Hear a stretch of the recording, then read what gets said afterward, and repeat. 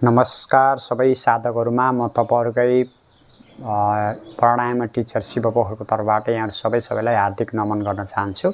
आज मैले एउटा सानो छोटो भिडियो लिएर आएको छु। त्यसकारणले मेरो भिडियोलाई अन्तिमसम्म हेरेर लाइक, कमेन्ट, शेयर, सब्स्क्राइब गरिदिनु होला। बेल आइकनको घण्टी पनि बजाउन नभुल्नु होला ताकि तपाईलाई लेटेस्ट नोटिफिकेसन मिल्नेछ र त्यही नोटिफिकेसनको आधारबाट यो भिडियोबाट भरपूर रूपमा फाइदा पनि लिन सक्नुहुनेछ। अब मैले तपाईलाई यहाँ खास क्लियर गर्न के खोजेको भन्दा अनुलोम विलोम र नाडी शोधन प्राणायाम भनेको के हो त्यसलाई मैले प्रश्न पार्छु। त्यसपछि मैले तपाईलाई कसरी गर्ने भन्ने बारेमा पनि यहाँ देखाउने छु। स्पेशली अनुलोम विलोम भनेको चाहिँ देब्रेबाट सास लिने, दाहिनेबाट फाल्ने, दाहिनेबाट लिएर फेरि देब्रेबाट फाल्नेलाई फाल्ने प्रक्रिया भएको भएर यसलाई अनुलोम विलोम प्राणायाम भनेर भनेको। यसैमा नाडी शोधन भनेको यही प्रोसेसमा चाहिँ हामी यदि सासलाई होल्ड गरेर राख्छौं अथवा बाहिर पनि होल्ड गर्छौं, भित्र पनि होल्ड गर्छौं अथवा फेरि भने त्यसलाई हामीले भनिन्छ नाडी शोधन प्राणायाम भनेको। त्यो डिफरेन्स भएको। तर यसमा चाहिँ अनुलोम विलोम प्राणायामलाई चाहिँ एकदम सास ल्याउन चाहिँ गाह्रो छ, शरीरमा अक्सिजन लेभल कम छ, अक्सिजन लगाउन परेछ, एकदम अस्थमाको बिमारहरु छ, निमोनियाहरु त्यस्तो छ भने नगर्दिनुस्। नत्र चाहिँ अलिअलि सक्नुहुन्छ भने यहाँले जले गर्न पनि मिल्छ, त्यस्तो समस्या केही हुँदैन।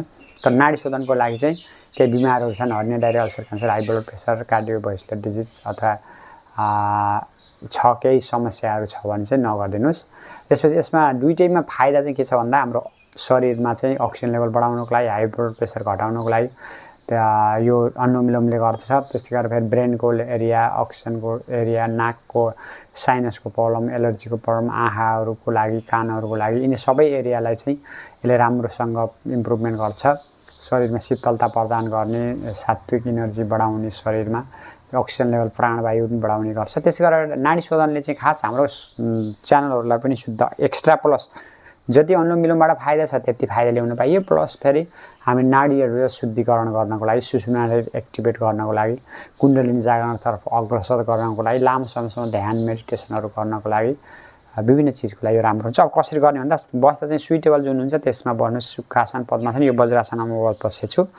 वज्रासन बस्दा चाहिँ दुईटा बिग टोला टक्क टच गर्नुस्, ठक्क यसरी ग्याप राख्दिनुस् र यसरी बस्नुस्। म धेरै यो वज्रासन कसरी बस्ने भन्ने बारेमा पनि मैले भिडियो बनाएको छु, त्यसलाई हेर्नुस्। पहिला शोल्डर रोल ब्याक गर्नुस्, चेप तल जमिनसँग प्यारलल, चेस्ट नर्मल, पेट नर्मल, नाइटोला भित्र खिचेर राख्दिने, टेलबोनमा यसरी बस्दिने र बिस्तारै अब यो ढाड सिधा भएपछि अब टक्क विष्णु मुद्रा बनाउनुस्। यो चोरौला र माझी औँला बन्द गरिदिनुस्। यो रिङ फिंगर र अर्को लिटि सानो कान्छी औँलाले र यताको दाहिने देब्रे नाक टाल्नुस्, फेरि बुढी औँठाले दाहिने नाक टाल्नुस्, सास लिनुस्, दाहिने देब्रेबाट सास फाल्नुस्, दाहिनेबाट सास लिनुस्, देब्रेबाट दाहिनेबाट सास फाल्नुस्, देब्रेबाट। यसैलाई भनिन्छ हामीले अल्टरनेटिभ नोस्ट्रल ब्रिदिङ भनेर भनिन्छ है। ल हेर्नुस् त।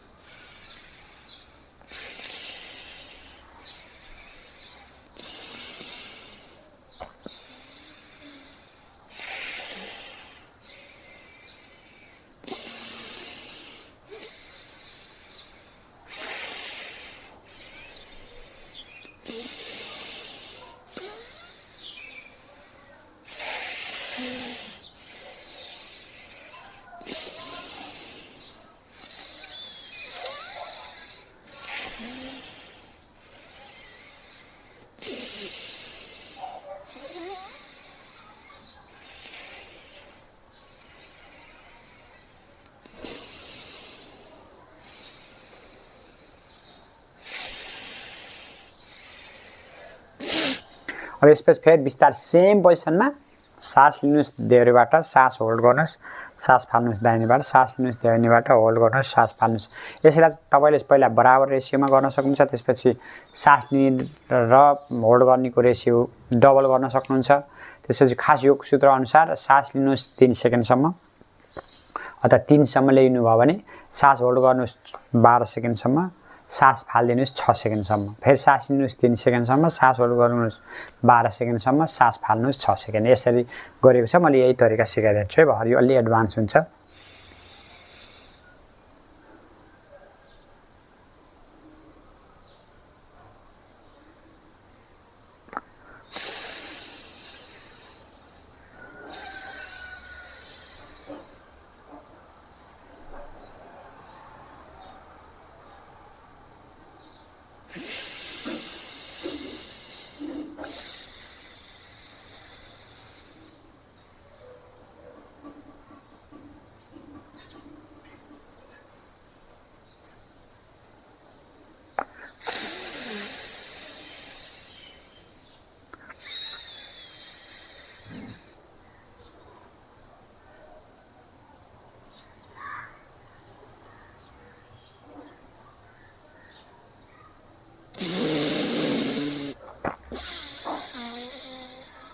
त्यस्तै गरेर रेसियो तपाईँले बराबर पनि सास लिएर फाल्ने त्यसै होल्ड गर्ने बराबर रेसियो पनि गर्न सक्नुहुन्छ।